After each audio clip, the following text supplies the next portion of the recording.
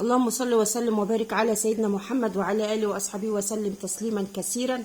السلام عليكم ورحمة الله وبركاته. حبايب قلبي عاملين ايه؟ يا رب نكون في خير وسعادة ان شاء الله. عايز اقول لكم ان مشاكل العصافير كتير جدا، ومش هنخلص من مشكلة العصافير دي. المشكلة الاولانية اللي قابلتني اللي انا قلت لكم عليها عشان تساعدوني في حلها، ان العصفورة لما كانت بتبيض بتاكل البيض بتاعها، وكان كمان الذكر بيساعدها وبياكلوا البيض. وطبعا انا يعني الكالسيوم بالنسبه لان ممكن يكون عندهم نقص كالسيوم زي ما ناس كتير حبايبي قالوا لي، انا على طول حاطه لهم يا جماعه عظام السيبيا على طول. ما يعني كل ما بتخلص بجيب غيرها، بنضفها وبغسلها وبعلقها في الاقفاص، واكيد انتوا شفتوها قبل كده متعلقه في الاقفاص العصافير. كمان انا بديهم املاح معدنيه، يعني وجبه كمان البيض بالبقسماط ديت انا مش يعني بصراحه انا بحطها مرتين في الاسبوع. مره اسلق البيض واقطعه قطع شرايح صغيره واحطها لهم، مره اعمله لهم بالبقسماط، مره اعمل لهم بعظام السيبيا المطحون، مره كمان عملتها يعني بوجبه حلوه قوي. عملت مره البيض مع حب الرشاد المطحون، كمان عملته بقشر البيض نفسه، طحنت قشر البيض وخليته زي البودره كده وخلطته بالبيض نفسه وكلوه. وعلى طول هما بياكلوا وجبه البيض بالبقسماط مرتين في الاسبوع.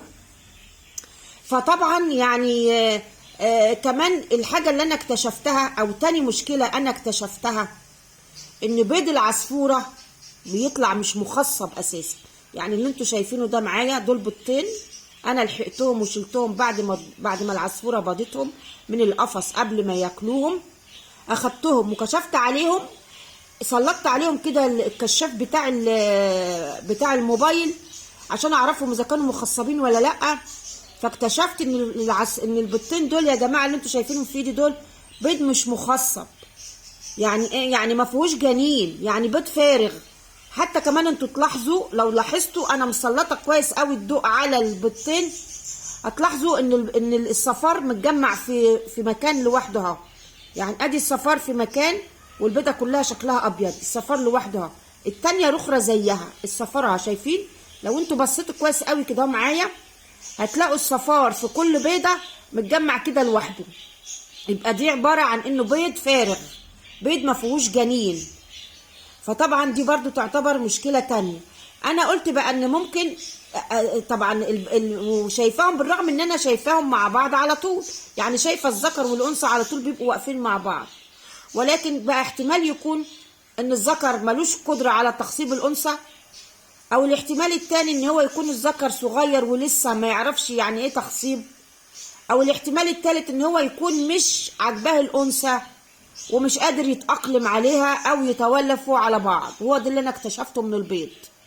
يبقى اذا اللي كانوا بياكلوه ده، البيض اللي كانوا بياكلوه، هي نفسها الانثى كانت مثلا بتبيض، بتسلي نفسها بقى بالبيض وعماله تبيض، وعارفه ان البيض بتاعها ملوش داعي او ملوش لازمه، او هو بيض فاضي وما فيهوش جنين، فبياكلوه. فدي طبعا دي تعتبر هي مشكله تانية قابلتني. فطبعا انا حل المشكله دي، وناس قالوا لي فعلا على المشكله دي، ان انا اغير الذكر. يعني فعلا انا هغير الذكر اللي عندي ده، لان طالما ان الانثى لها القدره على البيض وبتبيض هيت، بس بتبيض بيض فارغ ما فيهوش جنين، ما هوش مخصب، يبقى اذا العيب من الذكر. فانا هغير الذكر، يعني انا هجيب ذكر، مش هغير الانثى بقى، ولكن انا ممكن هغير الذكر، لان بالطريقه دي ان هي تقعد تبيض على طول بيض فارغ، بيض ما فيهوش جنين. فطبعا ده يعني برضو مشكله. طب ليه؟ يبقى انا اجيب لها ذكر يكون شغال ويكون له القدره على التخصيب، ويبداوا يتولفوا على بعض وتبدا تبيض لي بيض مخصب. وبتهيالي هي لما تعرف ان البيض بتاعها مخصب وفيه جنين هتحافظ عليه.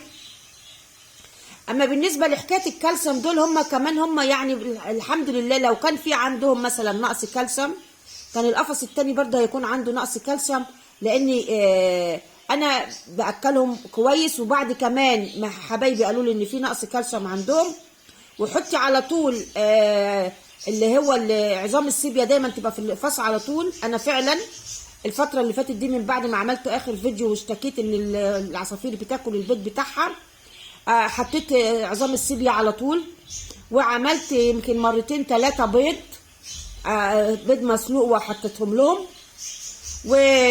وعلى طول البيض ده قدامهم. وان شاء الله اللي انا اكتشفته ده ان هو المفروض العيب من الذكر، ان الذكر مالوش القدره على التخصيب. وطبعا هو البيض اللي كانوا بياكلوه ده يعتبر كان بيض فارغ ما فيهوش جنين خالص. والدليل اهوت اللي انا شفته ان انا لحقت البيضتين دول بعد ما اتبضوا على طول قبل ما ياكلوهم، شلتهم واكتشفت ان هما بيض فارغ ما فيهوش جنين خالص، يعني ملوش لازمه. يعني لو بيضت كل يوم على طول اتاكلوا ما اتاكلوش، كلوه او ما كلوهمش، فهو مش هيعتبر ان هو له لازمه البيض، لانه يعتبر بيض فارغ ما فيهوش جنين. وطبعا يعني انا شايفه ان هي الانثى هديت دلوقتي، بدليل على كده ان هي بيضت اول بيضه وانا شفتها وما رضيتش اشيلها على طول، ولقيتها تاني يوم بيضه البيضه التانيه دي. يعني معنى كده انها ايه، ما كلتش اول بيضه هيت وبضت عليها كمان بيضه.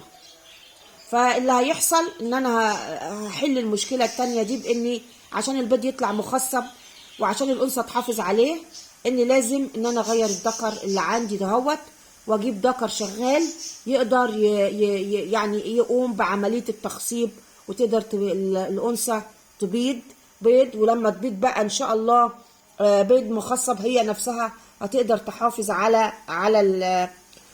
على بيضها وتنام عليه. لان شكلهم كده كانوا بيعتبروا ان البيض ده لعب، يعني بيلعبوا بيه، يعني بتبيضوا ويلعبوا بيه ياكلوه، لانهم عارفين ان هو البيض مفرغ وما فيهوش منه فايده، ما فيهوش جنين. وطبعا كانت المشكله ان انا اشتكيت منها ان كانت بتبيض بيض كتير وبتاكله، فهي واخداها بقى لعب، يعني الانثى واخداها انها تبيض وتلعب بالبيض او وتاكله وخلاص، لاني عارفه ان هو ما فيهوش جنين. فلما الذكر يتغير لان ما فيش قدره، حتى كمان انتوا لو لاحظتوا وبصيتوا للبيض كويس قوي هتلاقوا ان الصفاره اهوت يعني متجنب كده في ناحيه، وفي ناحيه من البيضه كلها.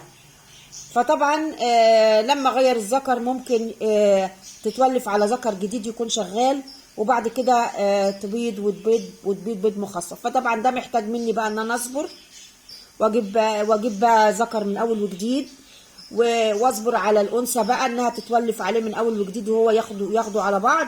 وبعد كده تبدا تبيض بيض ويعتبر بيض مخصب. فانا بشكر حبايبي اللي ساعدوني في حل المشكله، وكمان قالوا لي ان هم يعني اديهم كميات عاليه من الكالسيوم، واي حاجه فيها كالسيوم نحطها لهم، وربنا يسهل ان شاء الله يا حبايبي. وطبعا يعني انا بقول لكم ان الواحد من حبي للعصافير ان طول ما هتقابلني مشكله ان شاء الله هحلها طبعا، وانتوا هتساعدوني ان شاء الله كمان يا حبايبي. نخلي بالنا كويس قوي ان ايه اهو، شايفين حتى بصوا لتحت، بصوا للبيضه دي اللي انا قلبتها من تحت، هتلاقوا الصفار متجمع فيها من تحت كده خالص اهي. ده دليل على انها بيضه فاضيه ما فيهاش جنين. والبيضه التانيه برضو اهي، برضو اهي لو انا عملتها كده قلبتها هتلاقوا برضو الصفار متجمع فيها من تحت وما فيهاش جنين. فكده خلاص ان انا عرفت ان عندي العصفورتين اللي هما بقى ده واخدينها تسليه، مش واخدينها حكايه نقص كالسيوم ولا حكايه حاجه، ده واخدين ده بيسلوا نفسهم. لان الحبار قدامهم على طول اللي هو بتاع السيبيا، عظام السيبيا اللي كله كالسيوم، وعلى طول كمان البيض قدامهم، يعني انا بقى وجبه البيض دي على طول قدامهم. فيبقى نقص الكالسيوم ده لو كان عندهم نقص كالسيوم يبقى كان القفص التاني هيكون برضو عنده نقص كالسيوم. فاللي حصل ان هما بتبيض بيض هي من نفسها بقى بتبيض وبتاكل البيض بتاعها، او يعني واخداها تسليه، بتسلي نفسها وبتغذي نفسها بالبيض، لانهم عارفين كويس قوي ان هو بيض فاضي، والذكر عارف ان هو بيض مش مخصب وان هو ما بيخصبش اساسا الانثى، وهي كمان عارفه ان بتبيض بيض كده تتسلى بيه وتلعب بيه وتاكله مره وتكسره مره على اساس ان هو بيض ما فيهوش جنين. لكن لما اغير لها بقى الذكر واجيب ذكر شغال وهي نفسها بقى بتبيض، يبقى اذا تحافظ على بيضها وتنام عليه وتعرف ان هو بيض مخصب وكده. واحتمال يكون الذكر صغير او ملوش القدره على التخصيب، فده بقى طبعا ايه هيضطر ان انا اغيره.